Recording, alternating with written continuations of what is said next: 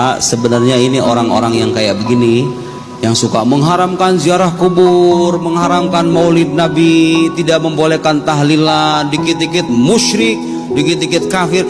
Ini orang kayak begini sampai hari kiamat akan selalu ada. Ya, orang-orang yang menyimpang dari ajaran agama itu akan selalu ada. Terus sikap kita gimana? Sikap kita adalah memperkuat ke dalam, mengingatkan keluar sebisanya. Kalau diajak debat kadang saya suka nggak mau sama yang begituan tuh, karena masalah mereka itu bukan nggak ada dalil.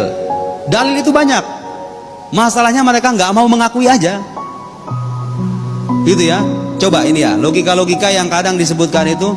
Saya itu waktu di Mesir, karena kalau sholat nih tahiyat, saya mungkin bisa terhitung jari 4 kali kayaknya itu ditegur saya lagi sholat. Itu coba orang bisa, kalau bahasa anak muda sekarang tuh ngepoin orang sholat.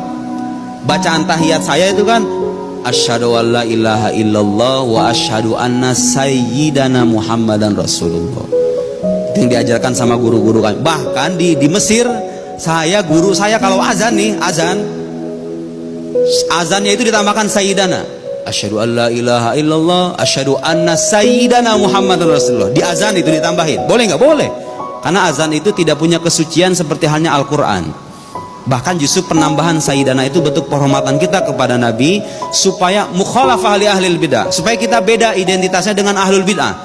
Mereka nggak mau tuh orang-orang ini nih, nggak perlu saya sebutkan nama kelompoknya ya, menyebut Nabi Muhammad dengan kata sayyidina itu nggak mau. Khawatir katanya terjatuh pada musyrik. Padahal itu hadisnya sedemikian jelas. Nabi mengatakan dalam hadis, ana sayyidu waladi Adam wala fakhr. Nabi yang mengatakan begitu. Aku kata Nabi, sayyidu waladi Adam. Aku adalah pemimpin tuan gitu ya, imam dari anak cucu Adam. Sayyid, yang mengatakan sayyid itu Nabi sendiri. Kemudian khawatir umatnya menyangka bahwa Nabi sedang menyombongkan diri. Nabi mengatakan wala fakhr, tidak ada kesombongan. Nabi mengatakan begitu untuk mengabarkan ke umatnya, wahai umatku, aku ini imam kalian, aku ini sayyid kalian. Jadi kalau kita baca salawat sayyidina, di salawat kita memuji Nabi setinggi langit, itu gak jadi masalah. Tidak ada dalil keharamannya juga gitu loh Pak. Ada nggak dalil keharaman yang mengatakan kamu wahai orang tidak boleh memuji umat? Gak ada. Ada satu hadis yang mengatakan, sering dijadikan alasan sama mereka itu untuk mengharapkan maulid, puji-pujian. La tatruni kama atratin nasara Isa bin Maryam, kata Nabi dalam sebuah hadis. Suatu ketika Nabi itu masuk ke ke ruangan. Di sana ada para sahabat kemudian bangkit gitu dari tempat duduknya. Nabi mengatakan, la tatruni kama atratin nasara Isa bin Maryam, kalian jangan memujiku secara berlebihan seperti halnya orang Nasrani memuji Isa ibn Maryam. Mereka mengatakan, ini hadis nih sebagai dalil bahwa kita nggak boleh ngadain maulid, ada puji-pujian begitu. Nah, dia lupa bahwa hadis ini itu maksudnya orang Kristen memuji Isa ibn Maryam atau Yesus dalam bahasa agama mereka sampai bagaimana Pak? Itu mempertuhan. Orang Kristen itu bukan cuma muji tapi mempertuhan. Jadi larangan Nabi itu jangan pertuhan aku, sebagaimana orang Kristen mempertuhan Isa ibn Maryam. Bukan larangan memuji secara mutlak, gitu ya. Yang dilarang itu memuji seperti halnya orang Kristen memuji Isa ibn Maryam. Itu yang dilarang. Dan faktanya Pak, ini satu umat kita ini, umat Nabi Muhammad ini adalah umat yang terjaga akidahnya dari kemusyrikan. Tidak ada, Bapak bisa cek. Saya belajar dulu jurusan akidah filsafat, mata kuliah namanya Al-Firaq Al-Islamiyah, sekte-sekte Islam banyak sekali dalam sejarah itu. Tidak ada satupun sekte, satu sekte yang mempertuhan Nabi Muhammad itu nggak ada. Dijaga akidah kita itu.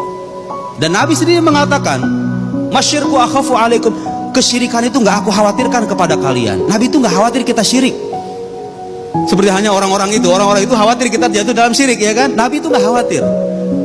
Tahu nggak apa yang dikhawatirkan sama Nabi itu? Bukan kemusyrikan, karena Nabi tahu bahwa umatnya akan dijaga dari kemusyrikan itu.